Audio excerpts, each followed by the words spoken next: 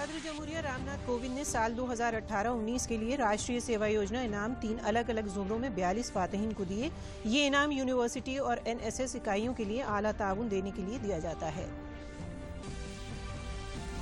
वज़ीर-ए-आज़म नरेंद्र मोदी ने मुल्कगीर online fit India संवाद में मुल्क के अवाम को सेहतमंद रहने का दिया नया स्लोगन। फिट रहने के लिए कुछ बातों पर अमल करना सभी को रख सकता है सेहतमंद।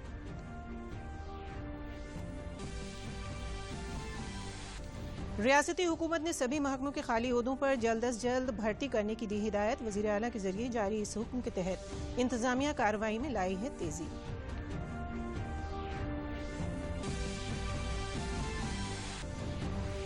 और मरकजी हुकूमत ने मुनज़्ज़म और गैर मुनज़्ज़म हल्के के लेबर कवानीन में किए बड़े इस्लाहात। बुध को पार्लियामेंट के दोनों ऐवानों से पास इस बिल में 29 कवानीन को खत्म करके 3 कोड्स पर किया गया मुश्तमिल। आदाब, मैं हूं नगमा इरफान। खबरें अब तफसील से। सदर जमहूरिया रामनाथ कोविंद ने वर्चुअल तरीके से सन 2018-19 के लिए राष्ट्रीय सेवा योजना इनाम दिए। साल 2018-19 के लिए राष्ट्रीय सेवा योजना इनाम 3 अलग अलग जुमरों में 42 फातहीन को दिए गए। ये जुमरे हैं यूनिवर्सिटी और एनएसएस इकाइयां, इनके प्रोग्राम अफसर और एनएसएस में रजाकार। वजारत खेल मुल्क में एनएसएस को फरोग देने के मकसद से रजाकाराना कम्युनिटी सर्विस में आला ताउन देने और उन्हें इनाम से नवाजने के लिए हर साल ये इनाम देती है। हाल में एनएसएस के पूरे मुल्क में फैले तकरीबन 40 लाख रजाकार एनएसएस एक मरकजी हल्के की स्कीम है जिसे साल 1969 में शुरू किया गया था। इसका मकसद रजाकाराना कम्युनिटी सर्विस के जरिए नौजवान तालिब इल्मों के किरदार को फरोग देना है। एनएसएस की ये पॉलिसी महात्मा गांधी की नजरियात से मुतासिर है। इस मौके पर अपने खिताब में सदर जमहूरिया रामनाथ कोविंद ने कहा कि कोविड वबा के दौरान रजाकारों ने लोगों को बेदार करने का काम किया है। अपने खिताब में सदर जमहूरिया ने राष्ट्रीय सेवा योजना के मकसद के बारे में भी बातचीत की। उन्होंने कहा कि राष्ट्रीय सेवा योजना का मकसद है खिदमत के जरिए रजाकारों की किरदार की तामीर।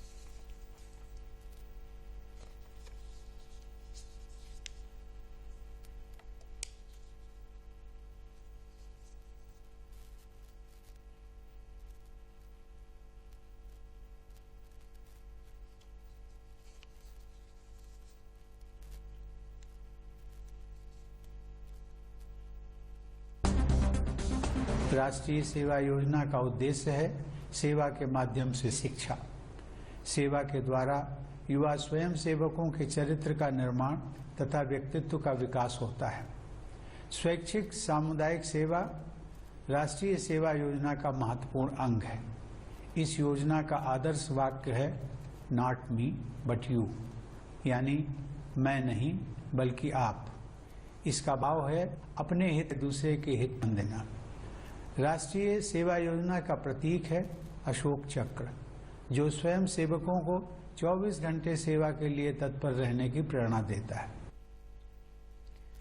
वज़ीर-ए-आज़म नरेंद्र मोदी ने मुल्कगीर ऑनलाइन फिट इंडिया संवाद के दौरान आज फिटनेस को फरोग देने वाले लोगों के साथ खास तौर पर बातचीत की। फिट इंडिया मुहिम की पहली सालगिरह मनाने के लिए इस बातचीत का इनेकाद किया गया। ऑनलाइन बातचीत में शुरुका ने फिटनेस और अच्छी सेहत के बारे में वज़ीर-ए-आज़म से सीख लेते हुए अपने फिटनेस सफर के तजुर्बों को साझा किया। बातचीत में विराट कोहली से लेकर मिलिंद सोमन और रोहिता देवकर जैसी हस्तियों ने हिस्सा लिया। इस मौके पर वज़ीर-ए-आज़म ने फिटनेस प्रोटोकॉल लॉन्च किया। फिट इंडिया में वज़ीर-ए-आज़म ने मुल्क के अवाम को सेहतमंद बनाने का एक नया गुर सिखाया। वज़ीर-ए-आज़म ने फिट इंडिया संवाद को खिताब करते हुए कहा कि फिट रहना मुश्किल काम नहीं है, कुछ बातों पर अमल करके हम सभी सेहतमंद रह सकते हैं।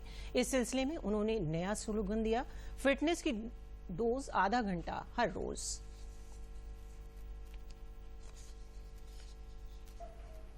फिट इंडिया मूवमेंट ने अपने प्रभाव और प्रासंगिकता को इस कोरोना काल में सिद्ध करके दिखाया है।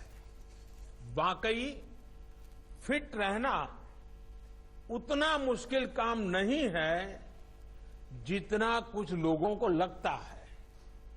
थोड़े से नियम से और थोड़े से परिश्रम से आप हमेशा स्वस्थ रह सकते हैं। फिटनेस की डोज आधा घंटा रोज। मैं दोबारा सुनाता हूं, फिटनेस की डोज आधा घंटा रोज। इस मंत्र में सभी का स्वास्थ्य, सभी का सुख छिपा हुआ है। रियासत के सभी सरकारी और प्राइवेट अस्पतालों में ओपीडी, डायग्नोस्टिक और दीगर खिदमात शुरू करने की इजाजत दे दी गई है। तिब और सेहत के director general doctor DS Negi की जानिब से जारी इस हुक्म को फौरी असर से नाफिज कर दिया गया है। हालांकि डायरेक्टर जनरल बराए तिब ने तिब्बी यूनिवर्सिटी और मेडिकल कॉलेजों के लिए ऐसा हुक्म जारी नहीं किया है। डॉक्टर नेगी के मुताबिक मरकज की अनलॉक 4 गाइडलाइंस के मद्देनजर कुछ एहतियात बरतने की हिदायत दी गई है। अस्पताल, CHSC, PHC और निजी क्लिनिकों में आने वाले मरीजों, तीमारदारों और सभी तिब्बी मुलाजमीन के लिए मास्क पहनना लाजमी होगा। लखनऊ में वाक़ई डॉक्टर श्यामा प्रसाद मुखर्जी अस्पताल के chief medical superintendent doctor SK Nanda ने बताया कि OPD, KGMU और SGPGI खोलने की बात हुई है। उन्होंने बताया कि कोविड-19 के दौरान भी सिविल अस्पताल में OPD का काम बराबर जारी रहा है और मरीजों के ऑपरेशन और दीगर इलाज भी किए जा रहे हैं। OPD जो ओपन की गई है वो KGMU और SGPGI के लिए बात हुई है। हमारे जो doctor Shyama Prasad Mukherjee hospital, civil hospital जो है, यहाँ OPD कभी बंद ही नहीं रही। कोरोना पीरियड में भी हमारी OPD बराबर चलती रही, सारे विभाग खुलते रहे, सब मरीज देखे जाते रहे और ऑपरेशन भी होते रहे। और जो OPD है उसमें करीब करीब 35 से 40% पेशेंट अभी भी आ रहे हैं और उतने ही करीब करीब बेड भी हमारे ऑक्यूपाइड रहे हैं। और इस हॉस्पिटल में जो पेशेंट्स आते हैं इमरजेंसी में, तो पहले वहाँ पे इमरजेंसी और आइसोलेशन 2 हम लोगों ने वार्ड कर रखे हैं। पहले वहाँ पे रोकते हैं पेशेंट्स को, उनको पहले उनकी वहाँ पे दवाई स्टार्ट होती है, जो भी बीमारी लेके आते हैं, और वहीं से सैंपल भेज दिया जाता है। सैंपल जब भी शाम को या नेक्स्ट डे आ जाता है, उसकी रिपोर्ट आ जाती है, तो उसके बाद में वो संबंधित विभागों में मरीजों को भेजा जाता है कि सर्जरी के हैं या ऑर्थोपेडिक्स के हैं या मेडिसिन के हैं। जिस विभाग के भी पेशेंट्स होते हैं उनको संबंधित विभागों की जो इंडोर बने हुए हैं उसमें मरीजों को भर्ती करके और फिर उनके डॉक्टर्स उनको देखते हैं, इलाज करते हैं। रियासत के बेसिक तालीमी वजीर सतीश द्विवेदी ने गोरखपुर के दौरे के दौरान DD न्यूज के नुमाइंदे से बातचीत करते हुए कहा कि मरकजी हुकूमत ने जो नई तालीमी पॉलिसी जारी की है वो मौजूदा वक्त में मुल्क की जरूरतों के मद्देनजर बहुत ही मुनासिब तालीमी पॉलिसी है। इस पॉलिसी में जदीदियत के साथ साथ हिंदुस्तानी रवायत, तारीख, सकाफत और विरासत का खास ध्यान रखा गया है। उन्होंने कहा कि तालीम को रोजगार पर मबनी बनाने की कोशिश की गई है। बुनियादी तालीम में सिर्फ जबान को समझाने की कोशिश की गई है। असातिज़ा की तरबियत और किरदार की तरक्की पर भी तवज्जो दी गई है। केंद्र सरकार ने अभी नई शिक्षा नीति जारी की है। ये वर्तमान समय की देश की आवश्यकताओं को देखते हुए बहुत ही उपयुक्त शिक्षा नीति है और आधुनिकता के साथ साथ भारतीय परंपरा, भारतीय इतिहास, संस्कृति, विरासत का भी इसमें ध्यान रखा गया है। इस नई शिक्षा नीति की कई विशेषताएं हैं। शिक्षा को रोजगार परक बनाने की कोशिश की गई है। जो बुनियादी शिक्षा है वो मातृभाषा में हो, उसके लिए प्रयास किया गया है। अध्यापकों की लगातार कैसे प्रशिक्षण हो, उनके व्यक्तित्व का विकास हो, उस पर भी ध्यान दिया गया है। और पहली बार ऐसा हुआ है कि तमाम सारे बंधनों से व्यवस्था को मुक्त कर दिया गया है। कोई भी छात्र कक्षा 8 के बाद ही किसी भी विषय की शिक्षा प्राप्त कर सकता है। और एक सामान्य जो प्रतिबंध पहले हुआ करता था कि कोई विज्ञान का छात्र है तो संस्कृत नहीं पढ़ सकता, या कोई कला का छात्र है तो वो विज्ञान का कोई विषय नहीं पढ़ सकता, तो हाई स्कूल के बाद से ये बंधन टूट रहे हैं।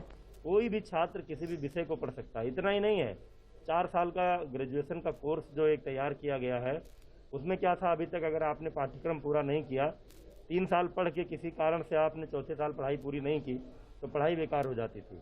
अब इसमें कोई 1 साल की भी पढ़ाई पूरी करेगा तो उसका भी उसको सर्टिफिकेट मिलेगा, 2 साल पूरा करेगा तो उसका अलग से सर्टिफिकेट, 1 भी साल की पढ़ाई बर्बाद नहीं होगी। रियासती हुकूमत सभी महकमों के खाली ओहदों को जल्द अज जल्द पुर करेगी। इसके लिए इंतजामिया के जरिए कार्रवाई भी तेज कर दी गई है। देखते हैं ये रिपोर्ट। बेरोजगारी सभी देशों की एक गंभीर समस्या है जो कि देश की प्रगति में सबसे बड़ी बाधा होती है। नौकरियों में कमी, जनसंख्या में वृद्धि, उच्च कौशल और शिक्षा में कमी जैसे कारण हैं जो बेरोजगारी को बढ़ावा देते हैं। प्रधानमंत्री नरेंद्र मोदी ने इस समस्या के निवारण के लिए कौशल विकास को बढ़ावा दिया है। साथ ही प्रदेश की योगी सरकार भी सभी विभागों के खाली पड़े पदों को 6 माह में ही भरने को जुट गई है। उत्तर प्रदेश में माननीय मुख्यमंत्री योगी आदित्यनाथ जी के नेतृत्व में यह निर्णय लिया गया है कि जो भी उत्तर प्रदेश में पद रिक्त हैं, सरकारी सेवाओं में जो भी पद रिक्त हैं, उन सारे पदों को शीघ्र ही भर दिया जाएगा। पहले चरण में तो 31,661 शिक्षकों को एक हफ्ते के भीतर नौकरी दिए जाने की कार्यवाही की जा रही है। प्रदेश में पिछले 3 वर्षों में 3 लाख से अधिक अभ्यर्थियों को नौकरी दी गई है। मौजूदा योगी सरकार के कार्यकाल में पुलिस विभाग में 1,37,253 लोगों की भर्ती की जा चुकी है, जो कि पिछले 10 वर्षों के मुकाबले कई गुना ज्यादा है। बेसिक शिक्षा विभाग में 54,706 युवाओं की भर्ती की जा चुकी है। चिकित्सा, स्वास्थ्य एवं परिवार कल्याण विभाग में समूह खा, गा और घा की 8,556 तथा राष्ट्रीय स्वास्थ्य मिशन के अंतर्गत 28,622 युवाओं की भर्ती हुई है। 3 साल में ही तो 3,79,709 लोगों को हम सेवा योजित कर रहे हैं और हमारी सरकार ने 1,37,253 सिपाहियों को भर्ती किया है। बेसिक शिक्षा में हमने 54,706 और माध्यमिक में 14,000 लोगों की भर्ती की, जबकि बसपा के कार्यकाल में मात्र 34,000 शिक्षकों की भर्ती की गई। इस प्रकार आप देखते हैं कि हमारे मुख्यमंत्री योगी आदित्यनाथ जी प्रदेश के युवाओं के लिए निरंतर क्रियाशील हैं। इतना ही नहीं, योगी सरकार ने बेसिक शिक्षा विभाग में 69,000 पदों में से 31,661 पदों को भी एक हफ्ते में भरे जाने के आदेश दिए हैं। इस आदेश के जारी होने के बाद इस भर्ती प्रक्रिया में शामिल अभ्यर्थियों के चेहरे पर मुस्कान आ गई है। वे सभी मुख्यमंत्री को धन्यवाद देते नहीं थक रहे। माननीय मुख्यमंत्री जी ने जो भी कहा है और 6 महीने में अगर वो भर्तियां कर देते हैं तो बहुत ही अच्छा और स्वागत योग्य कदम है। इस समय सरकार एक हफ्ते में भर्ती कराना चाह रही है और इसके लिए हम सरकार का बहुत बहुत धन्यवाद करते हैं। इस समय जो वर्तमान की सरकार ने, बीजेपी ने जो 69,000 भर्ती का जो फैसला दिया है, मैं उसका स्वागत करता हूं। सरकार ने जो 69,000 शिक्षक भर्ती के मामले में फैसला लिया है कि वह भर्ती पूर्ण कराएगी, मैं इस फैसले का पूर्णतः स्वागत करता हूं। कोरोना वबा और लॉकडाउन की वजह से रियासत में बंद पड़े तरक्याती काम फिर से पटरी पर आ सकेंगे। रवां माली साल का बजट लखनऊ नगर निगम ऐवान में 6 माह बाद पेश किया जाएगा। तकरीबन 19 अरब की इस बजट में 170 करोड़ रुपए सड़कों की तामीर में खर्च किए जाएंगे। नगर निगम में बजट में किसी नए टैक्स और किसी भी टैक्स में इजाफे की तजवीज नहीं है, जो आवाम के लिए राहत की बात है। ट्रैफिक तहफ्फुज का बजट इस मरतबा भी 0 रखा गया है। नायब वजीर आला दिनेश शर्मा ने फिरोजाबाद जिला अस्पताल के टीबी वार्ड ग्राउंड में प्लांटेशन और खेल मैदान का संग बुनियाद रखा। उन्होंने जिला सदर दफ्तर के नजदीक वाक़े गांव दुकैली में मनरेगा के तहत NRLM शेड के काम को आवाम के नाम मानमन किया। नायब वजीर आला ने क्रिटिकल गैप योजना के तहत 50 किलोवाट सलाहियत के सोलर पावर प्लांट का भी इफ्तिताह किया। उन्होंने सभी को तालीम मुहिम के तहत खुद इमदादी ग्रुप को 1,05,07,000 का मेहनताना चेक पेश किया। जनाब शर्मा ने अयोध्या में परमहंस आचार्य के हिंदू राष्ट्र करार देने के लिए धरने पर बैठने पर कहा कि भारत सेक्युलर मुल्क है, सबका एहतराम हमारी जिम्मेदारी है।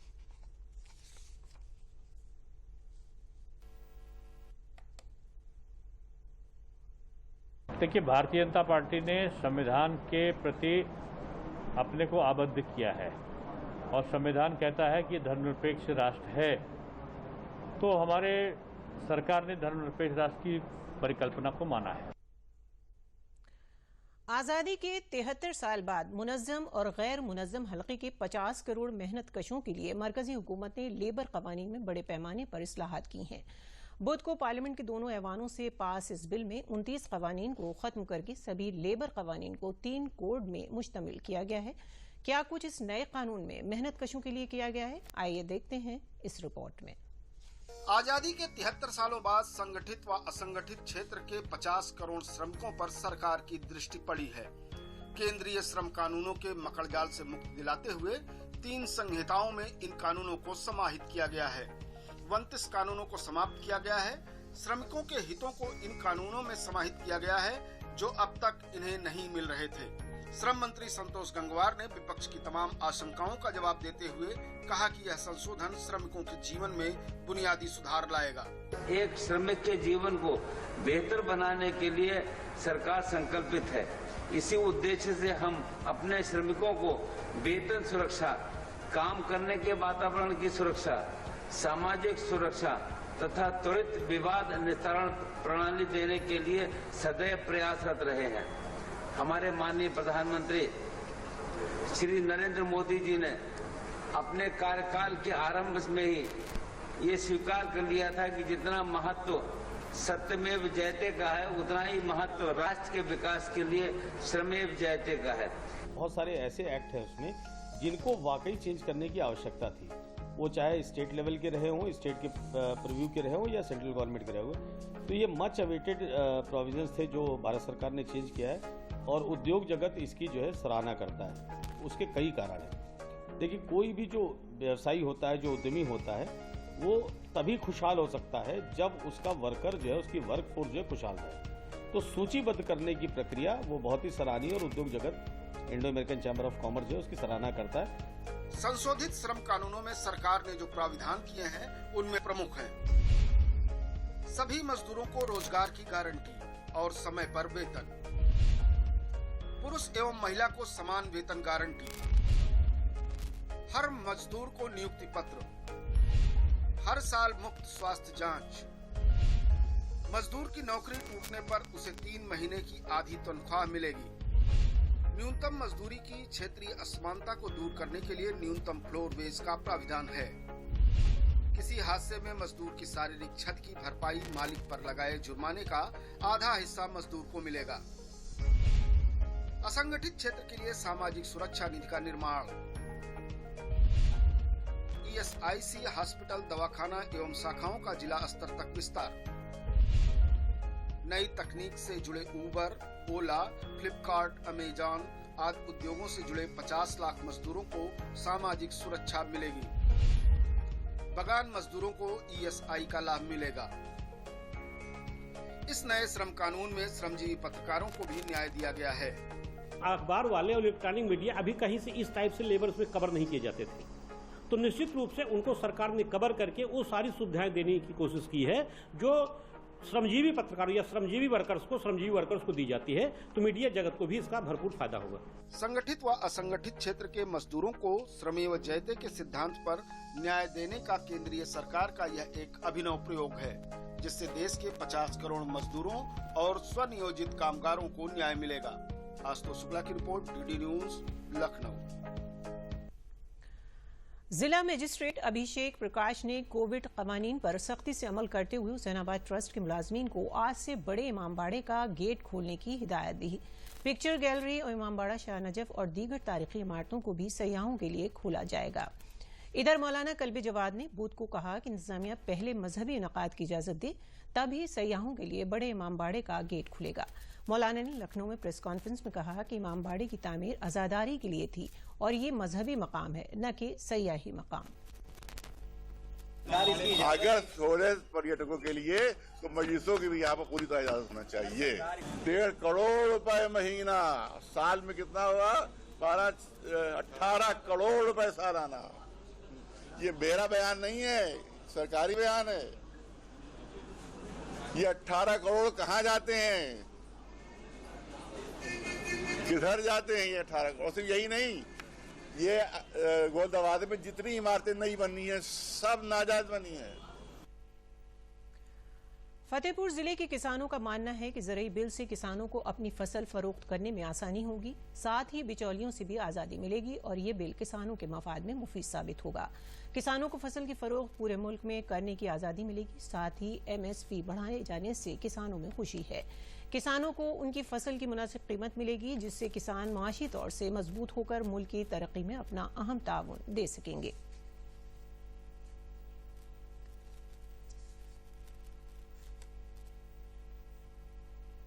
किसानों के लिए MSP पे बिल लेके आई है इसके लिए हमारी आर्थिक स्थिति मजबूत हो रहेगी और बिचौलिया बीच के ख़त्म हो जाएगी। हम लोगों को काफ़ी सुविधा मिल रही है, इसलिए मोदी जी का बहुत बहुत धन्यवाद करते हैं। आज किसान अपने सामान को मार्केट में बेचने जाता है तो वो पहले कोई दूसरा लेगा और पहुंचते पहुंचते 2-3 बिचौलिए आ जाते हैं। उस बिचौलियों को ख़त्म करने के लिए ये बिल्कुल लाया गया है। अगर जब बिचौलिए ख़त्म हो जाएंगे, जिस फसल को हम 1900 रुपये में बेच रहे हैं, बिचौलिए ख़त्म होने के बाद वही हम 2400 किसान पाएगा। तो कहीं ना कहीं किसान जो प्रधानमंत्री जी की मंशा है कि नहीं आय दुगनी हो, तो दूसरे भी माध्यम है, एक ये भी बहुत बड़ा माध्यम है जो किसान के अपने उपज का सही मूल्य मिले। और जो पिछली सरकारें थे उन्होंने जो आज तक नहीं किया है, जो उनके आज जो सरकार मोदी जी कर रहे हैं, ये बहुत ही सराहनीय है और ये बिल किसानों के लिए बहुत ही महत्वपूर्ण है। यहाँ शंका फैलाई गई है कि इसमें किसानों के हित के अहित होगा, मगर इसमें सरकार गारंटी देती है कि बढ़ा के सरकारी रेट पर किसानों को गेहूं खरीदा जाएगा, गेहूं धान खरीदा जाएगा। MSP भी किसानों की बढ़ाई गई है, जिसके लिए सरकार का हम बहुत धन्यवाद करते हैं। सरकार जो किसानों के लिए विधेयक बिल लाई है, इससे हम किसानों की आर्थिक स्थिति मजबूत होगी। मंडियों में जो बिचौलिए लगते हैं वो ख़त्म होंगे, जिससे हम किसानों को अच्छा मुनाफा होगा। और इसके पूर्व में और भी सरकारें रही हैं, पर आज तक इन किसानों की किसी ने नहीं सोचा, किसी सरकार ने नहीं सोचा, और मोदी जी ने इन किसानों के लिए सोचा है और हम मोदी जी को तहे दिल से धन्यवाद देते हैं। प्रधानमंत्री किसान सम्मान निधि स्कीम से किसान काफी खुश हैं। किसानों का कहना है कि हुकूमत का ये फैसला किसानों के मफाद में है। जौनपुर जिले के 5,40,000 छोटे और मझोले किसानों को इस स्कीम का फायदा मिलेगा। अभी तक 3,18,000 किसानों के खाते में 2,000 रुपए भेज दिए गए हैं। इससे किसान काफी राहत महसूस कर रहे हैं। किसानों ने कहा कि प्रधानमंत्री किसान योजना से रबी की फसल की बुआई में काफी फायदा हुआ है। सच्चे दिल से किसानों के लिए सोचा, उन्होंने ये निधि चालू की। इस समय जो आ रहा है पैसा, इससे किसान इतना खुश है कि उसके लिए बोने के लिए बीज, खाद तुरंत व्यवस्था हो जा रही है और जनता मोदी जी से बहुत ही खुश है। हमारे यशस्वी प्रधानमंत्री जी इस योजना को लागू किए और इस योजना से हमारे किसानों को बहुत ही अच्छा लाभ मिला है, क्योंकि लॉकडाउन के हिसाब से पहली बात। और दूसरी बात यह कि हमारे किसान इतने त्रस्त थे, कोई भी इसके पहले कोई प्रधानमंत्री इस तरह की योजनाएं नहीं लागू की थी। माननीय प्रधानमंत्री जी का जो किसान निधि योजना चल रही है बहुत ही महत्वपूर्ण है। किसान योजना तो हमेशा हर महीने जैसे मिलता रहता है किसानों के लिए, और बहुत अच्छी योजना है। इससे किसानों को लाभ मिलता है। इससे किसान बेचारे जो गरीब हैं सब बेचारे खाद के लिए, बीज के लिए अपना व्यवस्था कर लेते हैं। इसलिए अपने मोदी जी बहुत ही सराहनीय कार्य कर रहे हैं। इसलिए किसान भी खुश है, जनता भी खुश है, हर लोग खुश है। प्रधानमंत्री गरीब कल्याण योजना के तहत रायबरेली में लोगों को काम के मौके हासिल हो रहे हैं, जिससे मौजूदा वक्त में लोगों को रोजगार मुहैया हो रहा है। रायबरेली के दीन शाह गौरा ब्लॉक में कम्युनिटी बैतुल खला की तामीर हो रही है। इससे महाजिर मजदूरों के साथ ही मनरेगा के तहत जिन लोगों का जॉब कार्ड बना हुआ है उनको रोजगार दिया जा रहा है। लॉकडाउन से कबल गुजरात में एक कंपनी में काम कर रहे मोहनलाल ने बताया कि लॉकडाउन के वक्त उन्हें अपने गांव वापस आना पड़ा। यहां रोजगार न होने की वजह से वो अपने कुनबे का खर्च नहीं उठा पा रहे थे, लेकिन गरीब कल्याण योजना के तहत गांव में ही बन रहे कम्युनिटी बैतुल खला में उन्हें काम मिला और इससे उनके कुनबे के 2 वक्त की रोटी का इंतजाम हो सका। वहीं रमेश ने बताया कि लॉकडाउन के बाद रोजगार जैसे तकरीबन खत्म हो गए थे, ऐसे में कम्युनिटी बैतुल खला में काम मिलने से उनका खर्चा चल रहा है।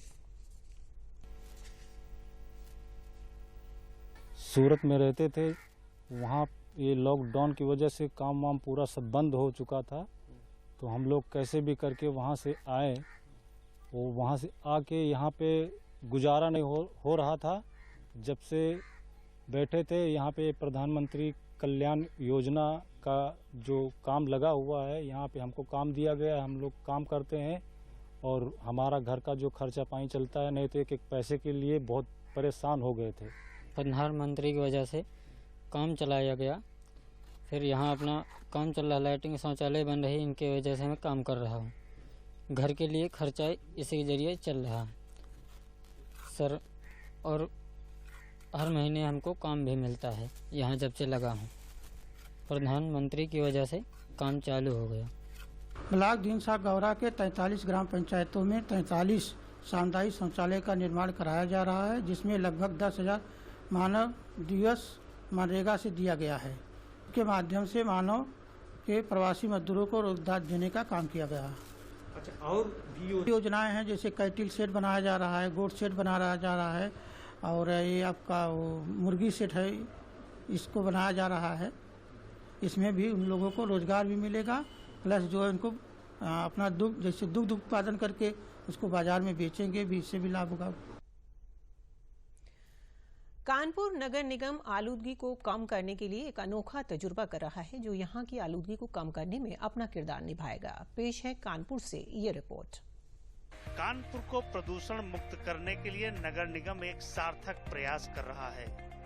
जिन स्थानों पर शहर में अधिक प्रदूषण है, वहां उच्च गुणवत्ता युक्त पौधों को वैदिक विधि से रोपित किया जा रहा है।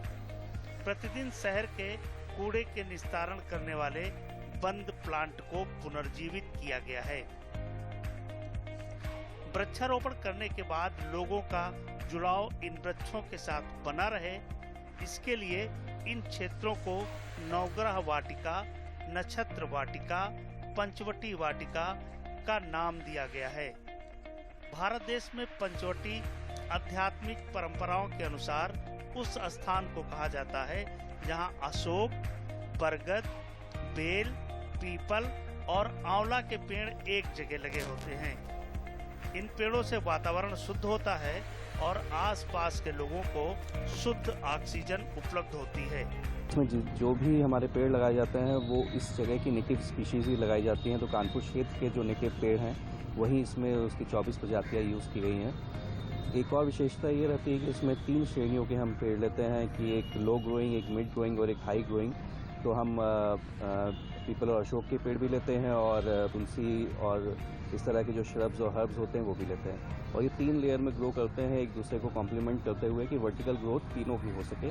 और लगभग 3 साल का इसमें एवरेज रहता है कि एक सेल्फ सस्टेनेबल फॉरेस्ट क्रिएट हो सके।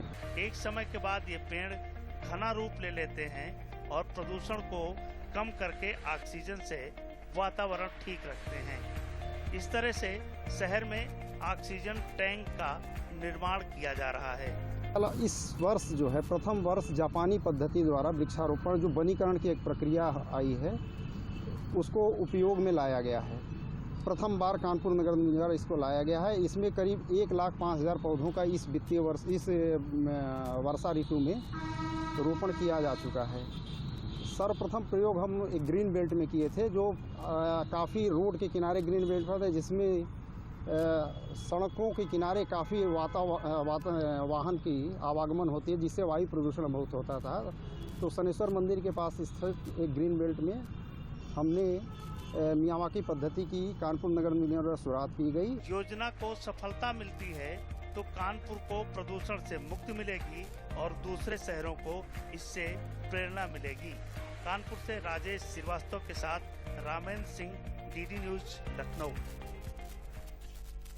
और अब आखिर में खास खबरें एक बार फिर। सदर जमहूरिया रामनाथ कोविंद ने साल 2018-19 के लिए राष्ट्रीय सेवा योजना इनाम 3 अलग अलग जोनों में 42 फातिहीन को दिए। ये इनाम यूनिवर्सिटी और एनएसएस इकाइयों के लिए आला ताउन के लिए दिया जाता है। वजीर-ए-आज़म नरेंद्र मोदी ने मुल्कगीर ऑनलाइन फिट इंडिया संवाद में मुल्क के अवाम को सेहतमंद रहने का दिया नया स्लोगन। फिट रहने के लिए कुछ बातों पर अमल करना सभी को रख सकता है सेहतमंद।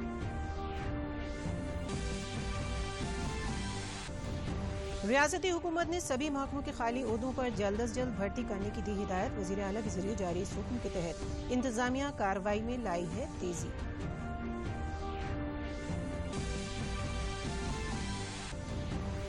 और मरकजी हुकूमत ने मुनज़्ज़म और गैर मुनज़्ज़म हल्के के लेबर कवानीन में किए बड़े इस्लाहात। बुध को पार्लियामेंट के दोनों ऐवानों से पास इस बिल में 29 कवानीन को खत्म करके 3 कोड्स पर किया गया मुश्तमिल। तो आज के लिए खबरों में इतना ही। इजाजत दीजिए। आदाब।